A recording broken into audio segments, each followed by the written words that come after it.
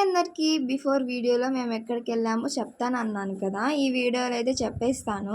ఎక్కడికి వెళ్ళామంటే మనకి కుళాయి వాటర్ వస్తాయి గదా! అవి ఎలా వస్తాయో, ఎక్కడి నుంచి వస్తాయో ఈ వీడియోలో అయితే చూపిస్తాను. లాస్ట్ వరకు అయితే చూసేయండి.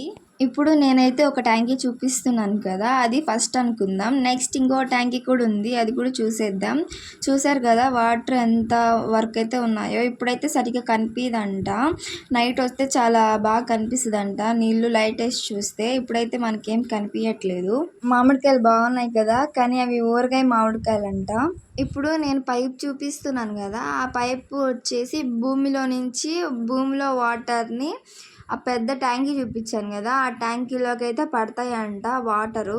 ఇప్పుడు ఆ ట్యాంకీ ఎంత పెద్దదో చూసేద్దాం రండి. అసలు నాకు ఫస్ట్ ఎక్కాలంటే భయం వేసింది. ఎందుకంటే నాకు ట్యాంకీలన్నా వాటర్ ఎక్కువ చూసినా కూడా కళ్ళు తిరిగేలాగా అయిపోద్ది. మిగతా విషయాలు నెక్స్ట్ వీడియోలో అయితే మాట్లాడుకుందాం. ఈ లోపల అందరికీ